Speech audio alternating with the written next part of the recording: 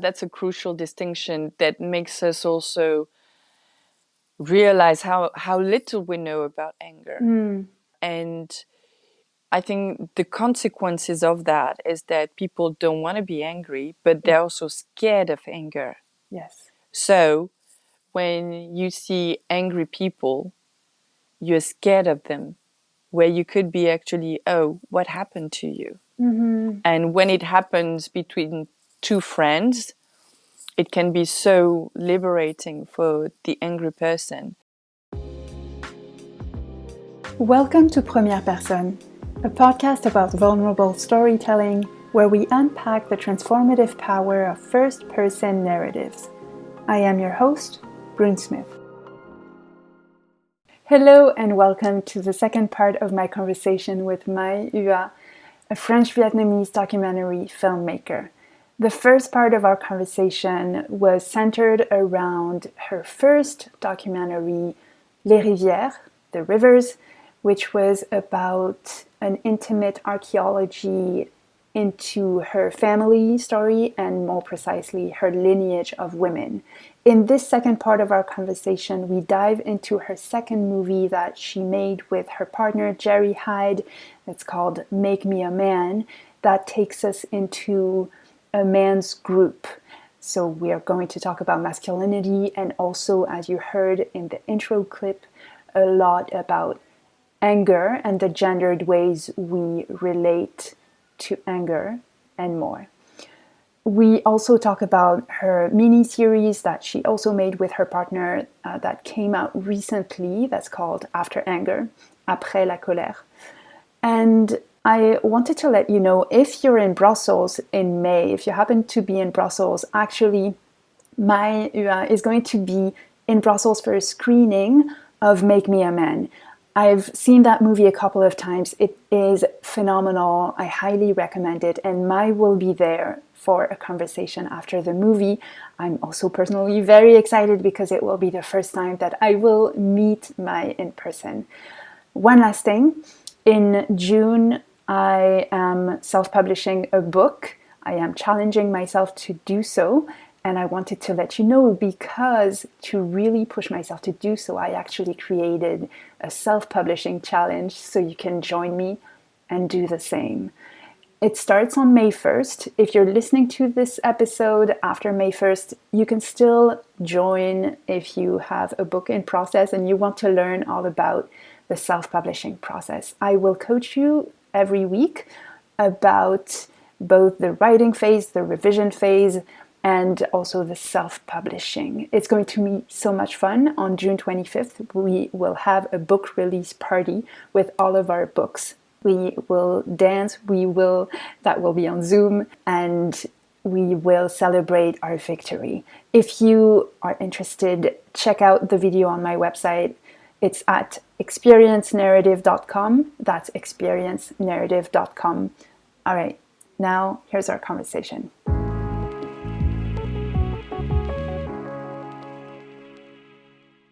I was in the process of making Les Rivières, that was talking about this little grandmother coming back to life. So that was my process. And I meet this English therapist, from London. And we fall in love, and I'm going back and forth, Paris and London, and he does the same. And we try to live this love story. And to some point I'm like, I would like to show you what I'm doing right now. And I have been working on this movie. I don't know where it's going because so I was mentioning it took me 3 years to film, but it took me 3 years to edit. It was really, really long. And I show him a kind of 2 hours and a half cut, something like that. And at the end of it, I remember he was like, you know what? It's going to be beautiful and I trust you. It will be amazing. But right now, he was like, I have the feeling I've just watched The Wizard of Oz with no Dorothy. Where are you? And I felt super ashamed, but in a loving way, Right. like, okay, he sees me. He sees that I'm missing. Right. Even if it was absolutely not authorized to talk about something else than my mom and my grandmother. I couldn't talk about myself. It was, but have you seen their stories? How dare I talk about myself? It's just, I can't do that.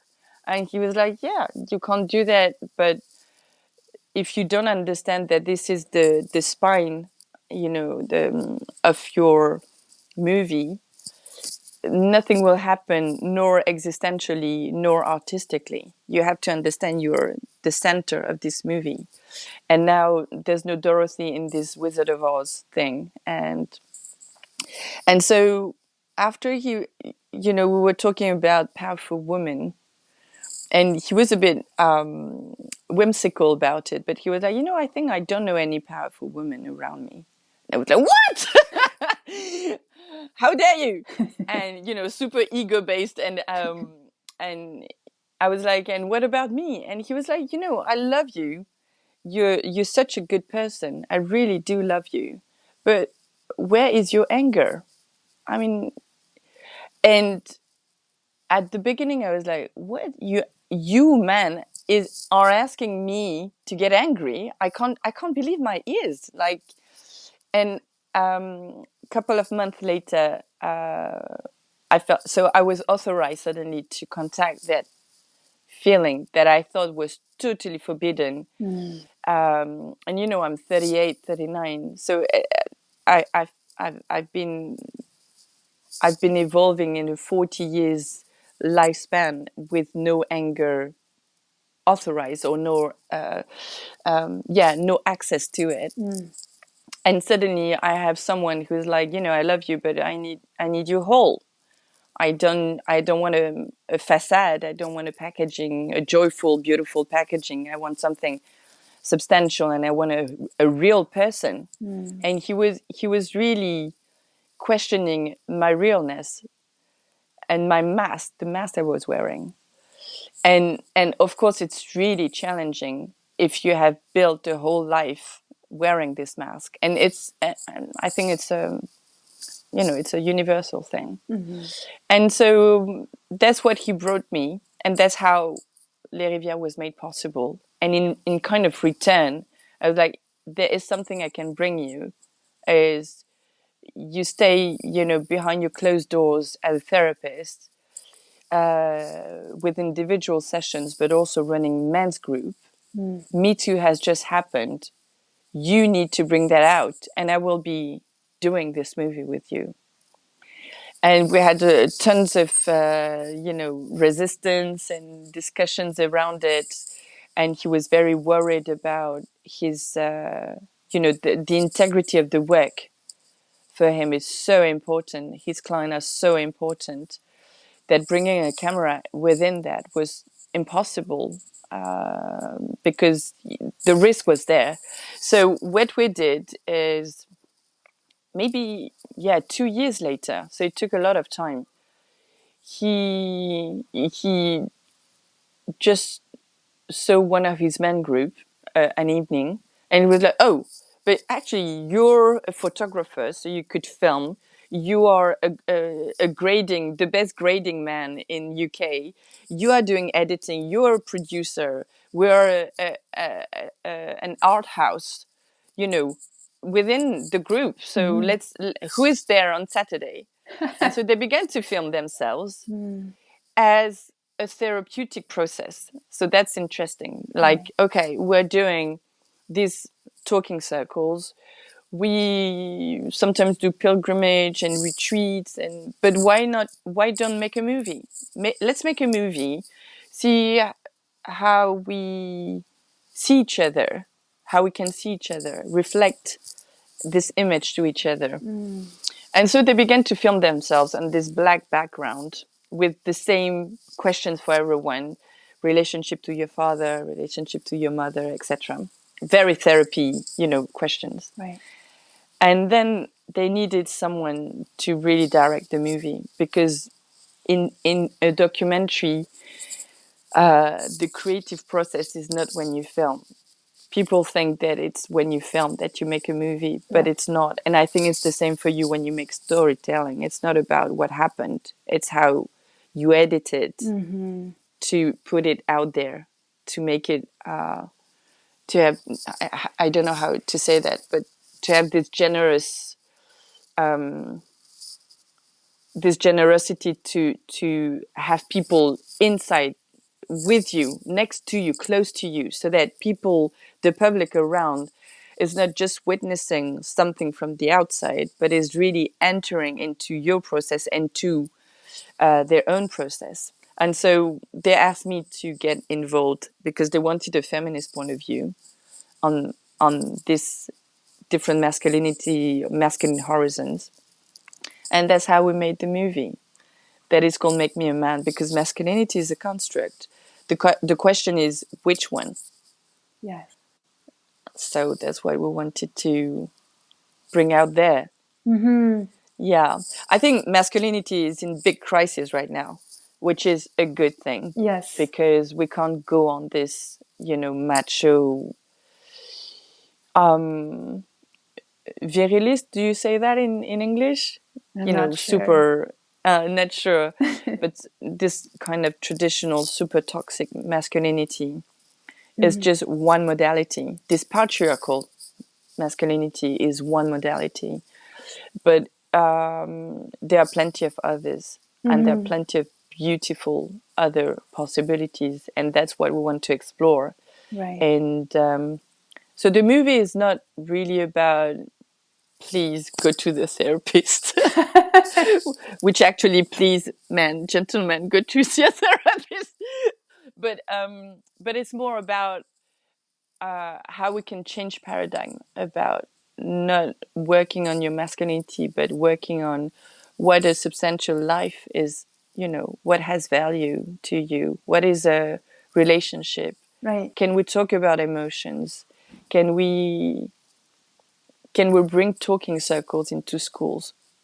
It's more about the structure. Even if we do it through intimate stories. Right.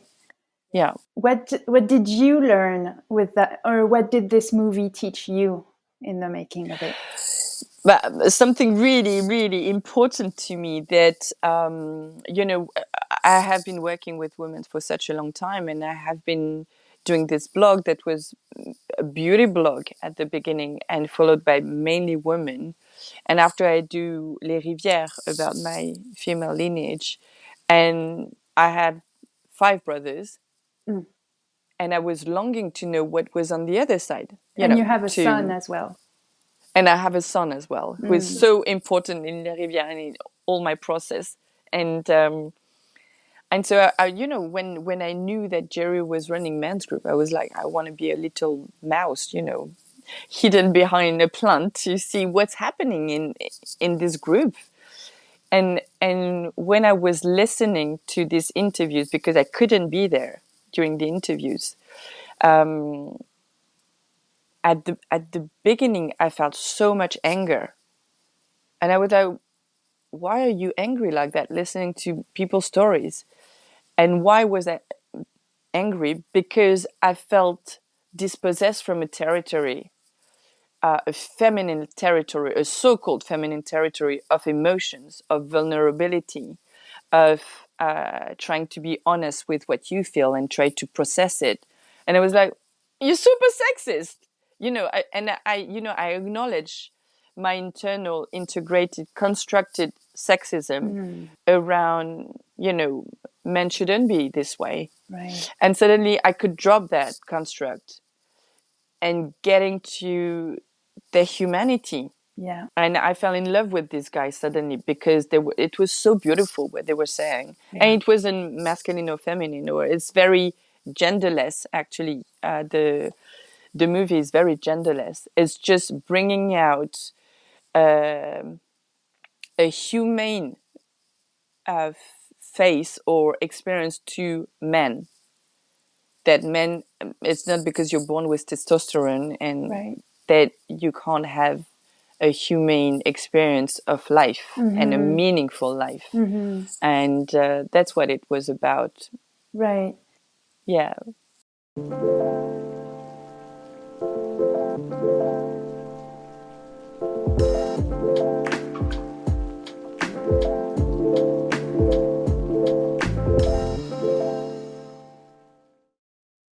I want to offer you just to reflect back to you one thing that this movie did for me. It was as if it was this missing piece. I was like, this just makes so much more sense that patriarchy actually hurts everyone and Yeah. not just us women. And Yeah. of course, there are levels and so on, and we know the statistics. But for the longest time before I saw that movie, there's a part of me that felt a bit crazy. It just didn't make sense that there was this opposition. Yeah, this gender war. Gender Isn't it war. super patriarchal to see it this way, you know? And that they, as a mass or a whole, wouldn't be hurt by it. It just didn't make sense. And at the same time, it was so nebulous that I didn't intellectualize it as it not making sense. But when I saw your movie, I was like, oh my goodness, thank you. And you're also opening a dialogue with that movie. So. Yes. Yeah. Well, thank you so much. It touches me a lot because I think that we are caught into this one story thing, where the only thing that we depict is toxic masculinity, which we all have to do. We all have to do this work, but we are not bringing any other horizons, any other, openness to, okay, there are other ways to do it. There are other things to cultivate. There are other values that if we celebrate them, of course, we'll bring more of it. If we celebrate empathy, kindness, support, of course that we will have more empathy, kindness, and support. I mean, it's just as simple as that. So I think that what I did not understand before was that I was caught into this way of thinking that, if masculine violence is spread out all over the world, is because it's nature. It's natural that men are violent. So that's why it explains no, and actually absolutely not. You have cultures where men are not violent. There are cultures where we don't rape children. There are cultures where we don't rape women. So of course not. Why is it so widespread? Because it's the most violent. It's as simple as that. So because it's the most violent, it has been domineering, and because the goal is domination, of course it has better chance to dominate. And that's what happened over the last 1,000 years. Men have been more and more and more domineering, and that's why it's so linked with colonization and how we need to all decolonize ourselves, our mind and our way of thinking. And a lot of it in the culture, when you see in cinema, for instance, if you see someone who is questioning this patriarchal masculinity, whether it's in American Beauty or, the sensitive guy in West Side Story, or they, they all die at the end of the movie, because another way to resist to something else is to make it die all the time. And so it's very risky to propose something else, to embody something else. But I think it's time to do it now. And we are in a very dangerous place, because when it's Esther Perel who says that when you come to a crisis of masculinity, it is when authoritarian regime come to places, because people are very scared, and men, domineering men who are broken men, who are hurt men, they display more violence, more domineering, killing, all this. And so we see now that authoritarian regime are rising everywhere in Europe, Iran, Bolsonaro, Trump. All these phenomena are because also there is this crisis of masculinity. So it's a very dangerous place to be, but it's also when things can evolve and happen. So we try our best, I guess. Yes. Yeah. You started out with an exploration of yourself and your family, and then you moved into something else. When did you realize that what you were doing was political? When I put Les Rivières out there Mm.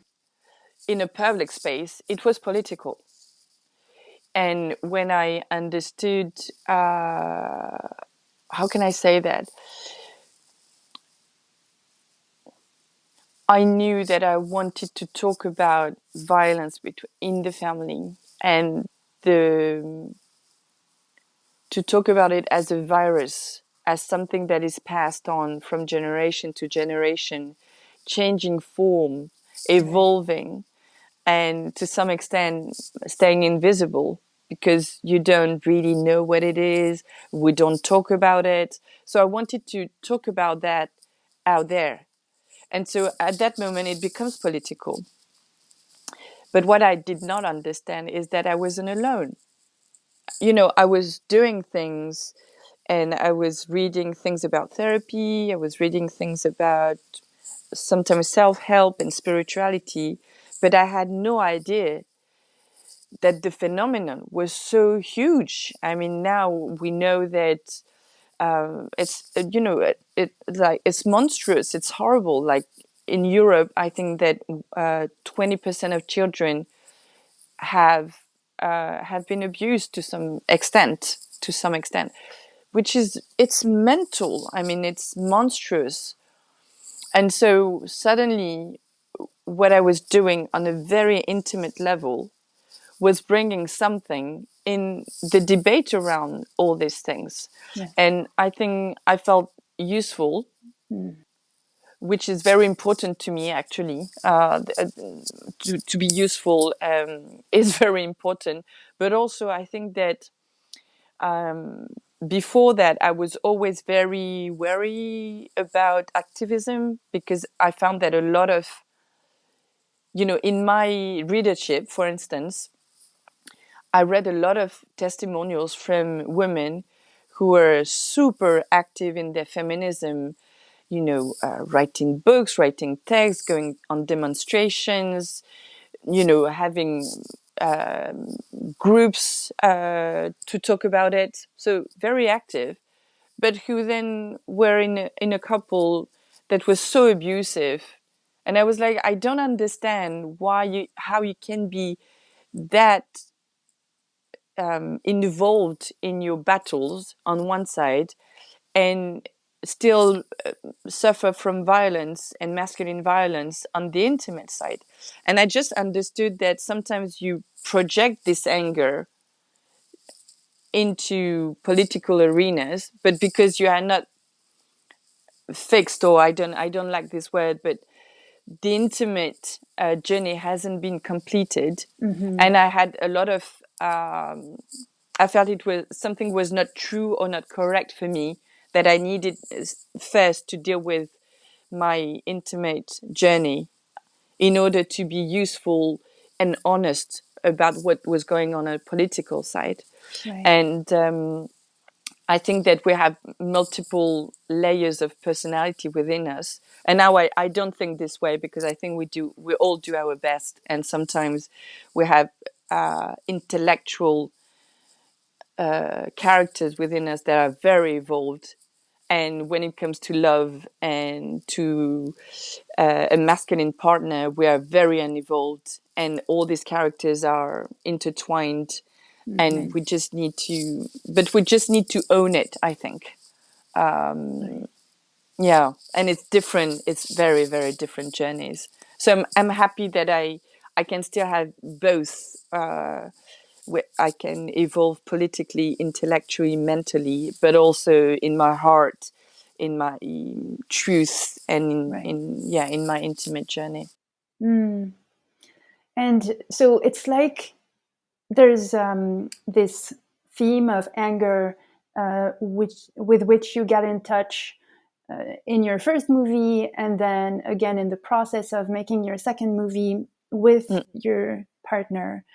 And now it is in the title of your mini series, Après la colère, after anger. So we sort of see you evolve all throughout the making of those movies and series. So tell us about Après la colère. What is this Yeah. about?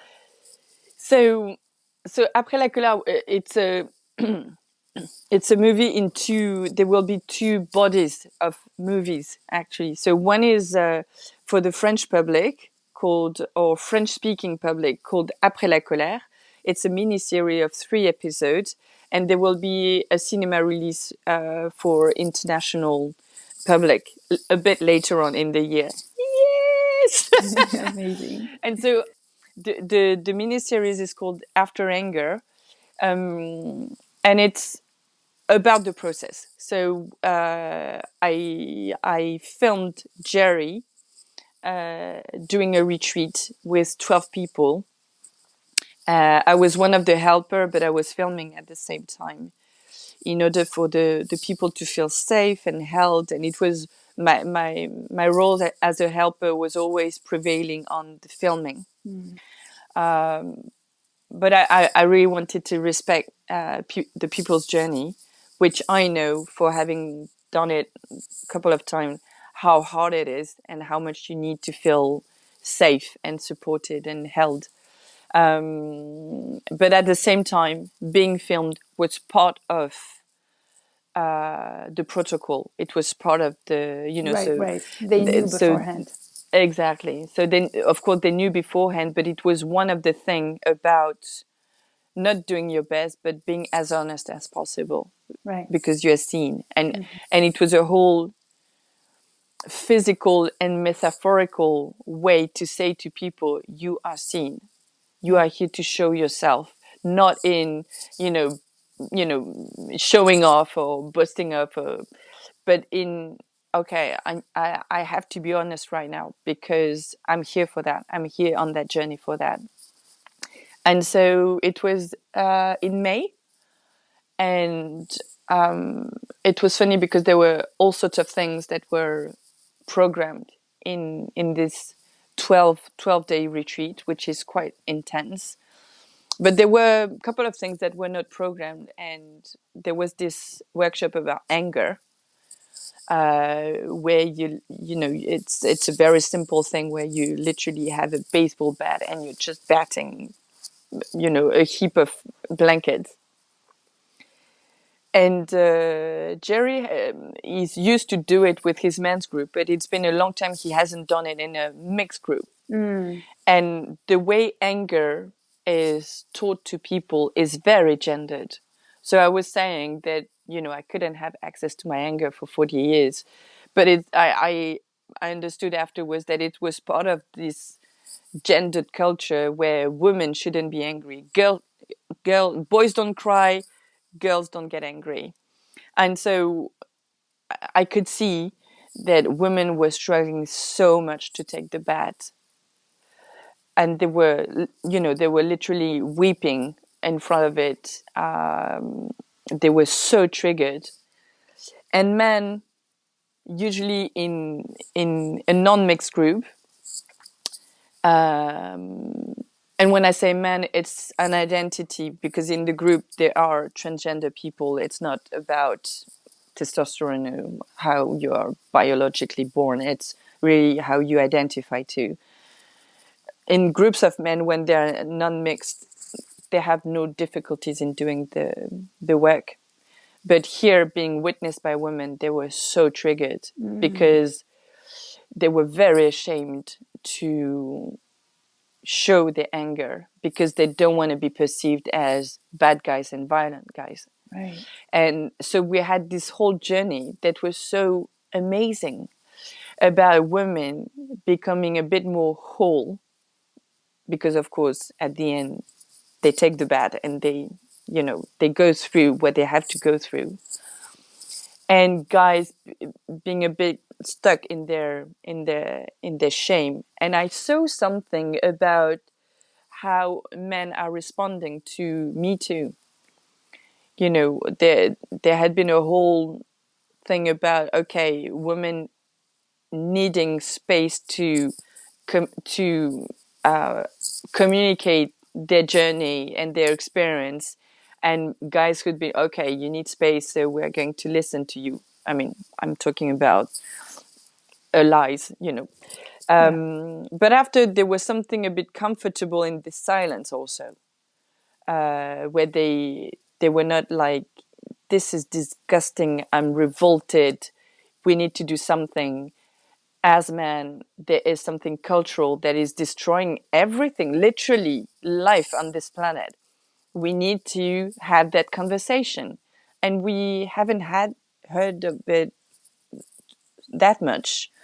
And when I saw all these men who are really benevolent men, who are, most of them, not all of them, most of them were feminist men, and I saw them resisting so much and being stuck in the shame, I was like, oh, this is interesting, because I think that's what's happening on a more global scale.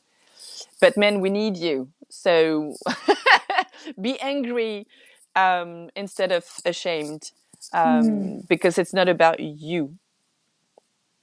It's about the state of the world, and you have to. We all have to contribute to something else, to a new horizon. So join us Right. in our anger, because what we talk about also is how there is a kind of healthy anger. You should be angry to so many things now, Right. and if you're not angry, I mean, just question yourself, why. But after, there are plenty of ways to be angry and to display it and to transform it and channel it into something creative, in order not to destroy everything. Right. Because anger is like a fire, so it burns literally, and you can, if you don't, I mean, it's an energy that doesn't vaporize. So if you don't express it, it just will burn you from within, and you will collapse. And sometimes you will collapse, sometimes you will lash out to and project it to other people, or to, to, in a destructive way, Right. either because you become violent towards other people, and literally, physically abuse them, or you become politically violent also, where, I don't know, you will project your anger onto angry feminists, onto, all these people who are trying to do something, but you will project your anger onto them because everybody talk about them, so you're a bit jealous about that, but you don't own it. You have the right to have your contradiction and to be jealous and to be ugly, but just own it. Don't lash out to other people. And that's why we need to talk about that subject, about anger, because it's an amazing emotion to navigate on. Yes, yes. And that's a distinction too that Jerry makes in the first episode of Après la Yeah, colère, between anger and violence. yeah, He feels moved to remind the people who are there that there's a difference, because yeah, it's something that scares some of the participants, is that who say, I don't want to show my anger because I don't want to be violent. And exactly. I think that's a crucial distinction. Yeah, that's a crucial distinction that makes us also realize how little we know about anger. And I think the consequences of that is that people don't want to be angry, but they're Yes. also scared of anger. Yes. So when you see angry people, you're scared of them, where you could be actually, oh, what happened to you? And when it happens between two friends, it can be so liberating for the angry person. But when it happens, and we talk about it in the film, to a child and a teacher who just turn a blind eye to the anger of the child because the child is being abused at home, you just see it, but you just turn a blind eye to it because you don't know how to respond to it, because you've not been trained, or you didn't receive any cultural support to deal with that. Mm-hmm. Then the anger of the child grows because he has to deal with his pain, he has to deal with the fear of coming back home, but he also has to deal with the anger of not being seen, or worse, of being seen but Not not acknowledged. acknowledged. Mm-hmm. And it's horrible. And so we really need to change our relationship to anger. Mm-hmm. And that's what also motivated me into doing this movie, is that I think I mean, I'm a bit in love with my husband, of course, but but I really think that someone like him, someone like Jerry, shouldn't be accessible only for his clients and people who can pay for him. Mm-hmm. I mean, uh, he needs to be paid for multiple reasons, but mainly because we have decided we could move out to, you know, a cheap island on the other side of the planet and be very peaceful. But Right. we chose to stay in our community that is in a capitalistic world where we need money. Mm-hmm. So he needs to be paid for his work. But I think that now that he's been paid by his clients and whatever, his work and his way of articulate things, to verbalize things, is so precious. It should contribute to what culture is today. I think that's why I love to film him, because I really think that he shouldn't be behind closed doors. I think what Right. he's a philosophical system, and how he embodies it is really precious, mostly Yes. now. Mostly now. Thank you so much, Mai, Thank you, for Brune. sharing all of this. And I can't wait to see the two other episodes of Après la colère. By the time this interview comes out, actually, they will be out, so everyone can see them. Yes. And where can people find you online? So there is my website with the links to my different movies that are on VOD. That is maihua.fr. Mm-hmm. Après la colère is on the platform brutx.com, I guess, or .fr. I don't know. Mm-hmm. And then we'll see after for the long feature one. I have an Instagram account, Mai_Hua, HUA. I haven't been much on it lately, but you can find me. You can find me there. Great. Thank you so Yes. much. Have a wonderful day, and I'll talk to you soon. Yeah. Thank you, Brune. Bye bye. Bye.